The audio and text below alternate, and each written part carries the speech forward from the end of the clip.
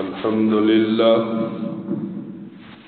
لله وكفى وسلام على عباده الذين اصطفى خصوصا على سيد الرسل وخاتم الأنبياء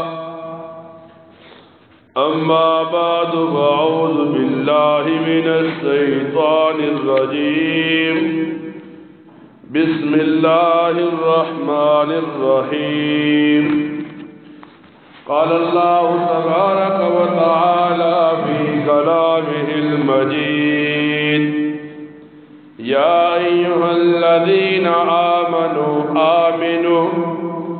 صدق الله مولانا العظيم إن الله وملائكته يصلون على النبي يا أيها الذين آمنوا صلوا عليه وسلموا تسليما اللهم صل على محمد وعلى آل محمد كما صليت على إبراهيم وعلى آل إبراهيم إنك حميد مجيد اللهم بارك على محمد وعلى آل محمد كما باركت على إبراهيم وعلى آل إبراهيم إنك حميد مجيد.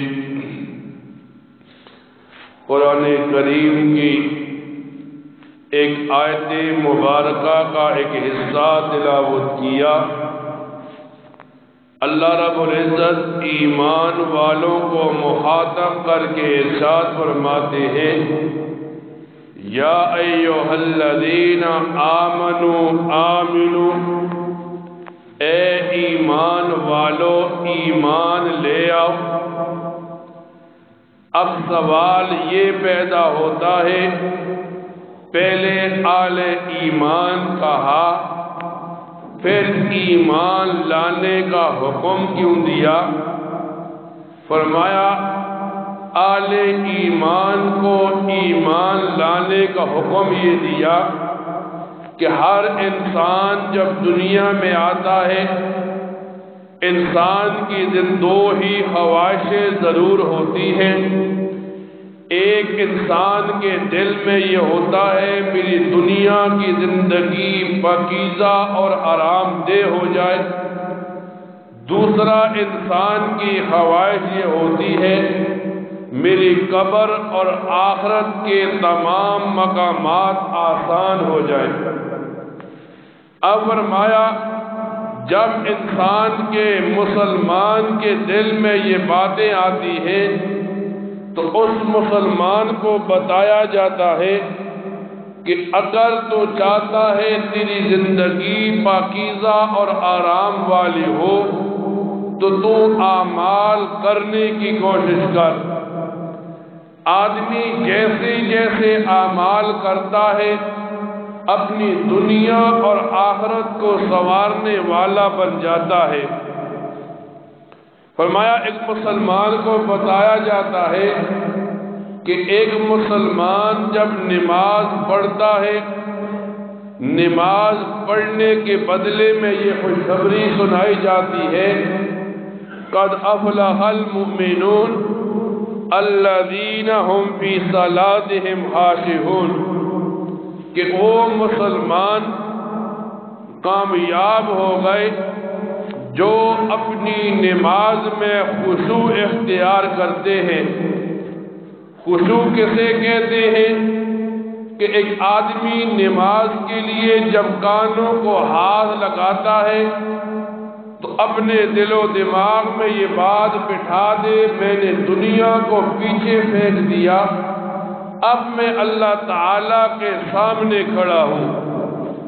جب آدمی نماز اس حالت میں پڑھتا ہے اس کی یہ نماز اس کے لیے کامیابی کے دروازے کھول دیتی ہے. ایک آدمی سوال اٹھاتا ہے میں دنیا میں دیکھتا ہوں بعض لوگ ایسے ہیں جو نیک عمل نہیں کرتے پھر بھی ان کے پاس مال و دولت زیادہ ہو جاتی ہے، وہ آرام اور سکون کی زندگی گزار رہے ہوتے ہیں، تو علماء کتابوں میں لکھتے ہیں اللہ تعالیٰ کسی بندے کو مال دے کر آزماتا ہے، کسی سے مال لے کر اپناتا ہے۔ مثالوں کے اندر ہزاروں مثالیں ملتی ہیں۔ قارون کو اللہ تعالیٰ نے مال دیا، پھر مال کی وجہ سے اسے زمین میں دسا کر غرق کر دیا۔ حضرت عثمان غنی کو اللہ تعالیٰ نے مال دیا اور پھر مال کی وجہ سے دنیا میں گجا بجا نبی علیہ السلام اسے جنت کی بشارت سنانے لگے۔ اس کے مقابلے میں اللہ تعالیٰ نے حضرت زکریا سے مال لیا اور مال لینے کے بعد اسے آزمایا کہ مال نہیں تھا تو کامیابی کتنی کچھ بن گئی۔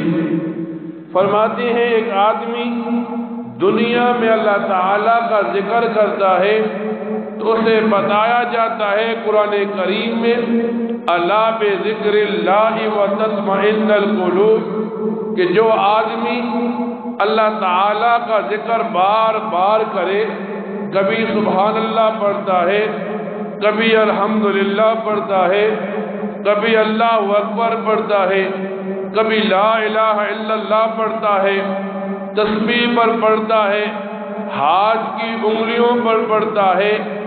اب یہ آدمی جب یہ چیزیں پڑھ رہا ہے تو اپنے دل کو مطمئن کر رہا ہے، اس کی وجہ سے اس کے دل کو اطمینان ملے گا، اس کے دل سے خوف و ہراس نکل جائے گا۔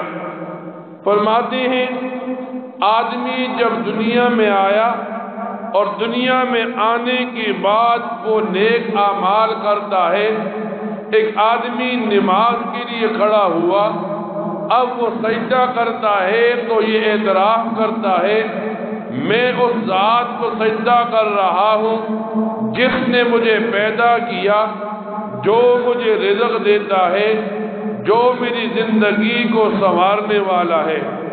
فرماتے ہیں آدمی اعمال کرتا ہے، اعمال کی وجہ سے جنت کے قریب ہوتا ہے، اعمال میں سستی کرتا ہے جہنم کے قریب ہو جاتا ہے۔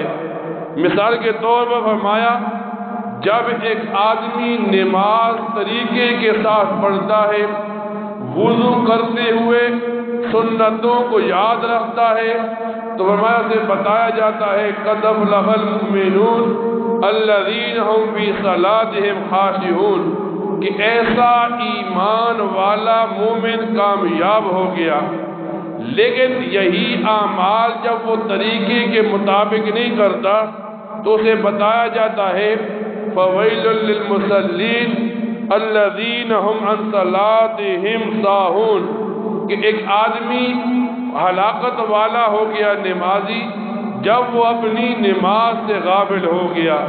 تو فرمایا مسلمان کو بتایا جاتا ہے اعمال کی وجہ سے دنیا اور آخرت بنتی ہے، اعمال کی وجہ سے دنیا اور آخرت تباہ ہوتی ہے۔ نبی کریم صلی اللہ علیہ وسلم فرماتے ہیں ایک دن ایسا ہوا رات کو میں سو گیا، مجھے خواب کے اندر اعمال کا بدلہ دکھایا جانے لگا۔ نبی کریم صلی اللہ علیہ وسلم فرماتے ہیں میں نے دیکھا ایک آدمی قبر میں پڑا ہے اور عذاب کے فرشتے آسمان سے عذاب لا رہے ہیں۔ اب یہ فرشتے اسے عذاب دیں گے۔ اتنے میں نبی کریم صلی اللہ علیہ وسلم فرماتے ہیں میں نے دیکھا کہ اس آدمی کی دنیا میں پڑی ہوئی نمازیں درمیان میں آ گئی تو اس آدمی سے عذاب کو ہٹا دیا گیا۔ یعنی جب ہم اتنی مشقت اٹھاتے ہیں، گرمی سردی میں آتے ہیں، وضو کر کے نماز کے لیے وقت نکالتے ہیں، تو یہ نماز ہماری موت کے وقت بھی ساتھی بنتی ہے، یہ نماز ہماری قبر میں بھی ساتھی بنتی ہے۔ یہ نماز ہماری میدان معاشر میں بھی ساتھی بنتی ہے۔ پھر نبی کریم صلی اللہ علیہ وسلم فرماتے ہیں میں نے دیکھا میدان حشر لگا ہے، ایک آدمی خوف و ہراس میں کبھی ادھر جاتا ہے کبھی ادھر جاتا ہے۔ پھر میں نے دیکھا اس آدمی کا دنیا میں صلہ رحمی کام آ گیا۔ صلہ رحمی کہتے ہیں تعلقات کا جوڑنا، دوسرے کی غلطیوں کو معاف کرنا، دوسرے کے ساتھ رشتہ داری کو نبھانا۔ آج اس دنیا میں کیا ہوتا ہے، دو بھائی آپس میں لڑ پڑتے ہیں، دو رشتہ دار آپس میں لڑ پڑتے ہیں۔ اب یہ ناراضگی کیا کرتی ہے؟ فرمایا اگر ان میں جو آدمی صلح نہیں کرتا اسے دنیا میں غیرتی کہا جاتا ہے، اسے دنیا میں مرد کہا جاتا ہے۔ حالانکہ شریعت مطہرہ کو بندہ دیکھتا ہے، نبی علیہ السلام کے مقابلے میں کفار کھڑے تھے، آپ پر ہر قسم کا وار کیا، آپ کو ہر قسم کی تکلیف دی، لیکن جیسے ہی مکہ فتح ہوا تو نبی علیہ السلام نے فرمایا آج ہر آدمی کے لیے معافی کا پروانہ ہے۔ آج ہم دنیا میں جب دو آدمی لڑ پڑے اور ہم اسے ہی کہتے ہیں یہ مرد ہے، یہ غیرتی ہے، یہ پٹھان ہے جو صلح نہیں کرتا، اور جو نیچے ہو جاتا ہے صلح کر لیتا ہے، شریعت کو سامنے رکھ لیتا ہے، لوگ اسے دنیا میں غیرتی نہیں مانتے، حالانکہ یہ شریعت کے احکام سے منہ موڑنا ہے۔ پھر نبی کریم صلی اللہ علیہ وسلم فرماتے ہیں میں نے ایک آدمی کو دیکھا جو جہنم کے کنارے پر کھڑا ہے، جہنم کی آگ آتی ہے، اس کے چہرے کو چھوتی ہے، اس کا چہرہ جلنے کے قریب ہوتا ہے۔ پھر میں نے دیکھا اس آدمی کا صدقہ خیرات کام آ گیا اور اسے اٹھا کر جنت میں ڈال دیا گیا۔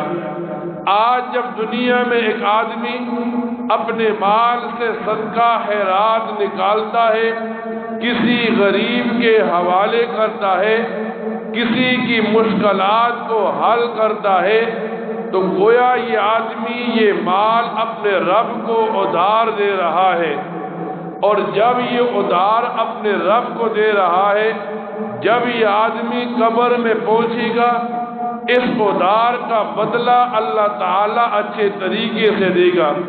جب یہ میدان معاشر میں پہنچے گا اللہ تعالیٰ اس ادھار کا بدلہ اچھے طریقے سے دے گا۔ اور اچھا طریقہ کیا ہوگا؟ فرمایا اسے بتایا جائے گا آج تیرے لیے جنت کا دروازہ کھلا ہے۔ پھر نبی کریم صلی اللہ علیہ وسلم فرماتے ہیں میں نے ایک آدمی کو دیکھا کہ وہ پل صراط پر کھڑا ہے۔ پل صراط وہ پل ہے جس سے گزر کر لوگ جنت یا جہنم جائیں گے۔ فرمایا اب ایک آدمی پل صراط پر کھڑا ہے، اب اس کے پاؤں ڈگمگا رہے ہیں، کبھی گرتا ہے کبھی اٹھتا ہے، پاؤں لڑکھڑا رہے ہیں۔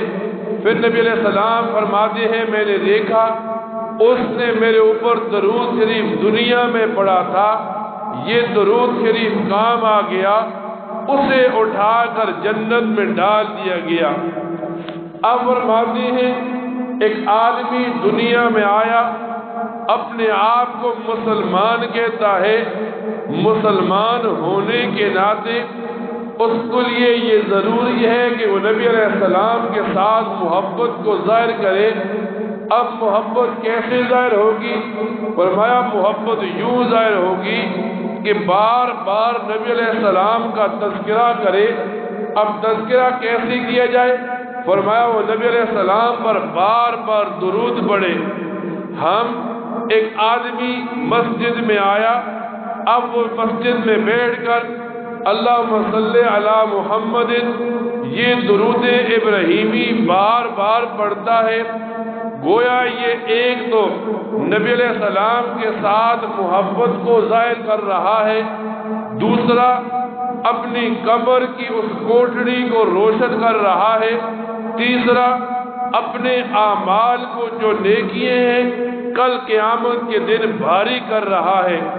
نبی کریم صلی اللہ علیہ وسلم فرماتے ہیں ایک آدمی دنیا کے اندر کسی بھی مقام پر بیٹھ کر میرے اوپر درود پڑھتا ہے، نبی علیہ السلام فرماتے ہیں فرشتے اس کے درود کو اٹھاتے ہیں، پھر اسے میرے روضے پر مدینے میں لاتے ہیں، پھر مجھے بتایا جاتا ہے آپ کی فلاں امتی نے جو فلاں کا بیٹا ہے فلاں مقام سے آپ پر درود پڑھ کر یہ تحفہ بھیجا ہے۔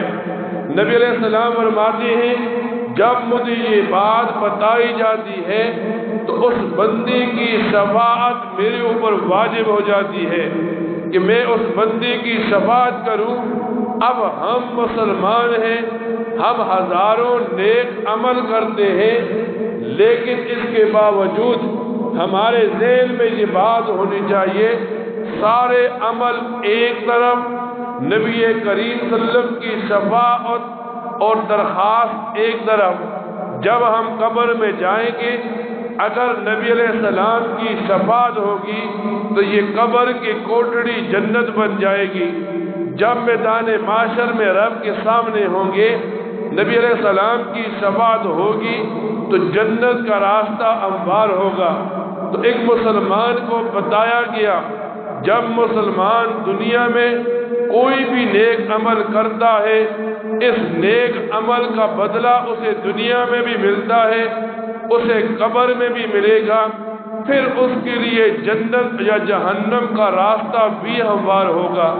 اللہ تعالیٰ سے دعا کیا کرے اللہ تعالیٰ ان باتوں کو سننے کے بعد ان پر عمل کرنے کی توفیق عطا فرمائے۔ وآخر دعوانا ان الحمد للہ رب العالمین۔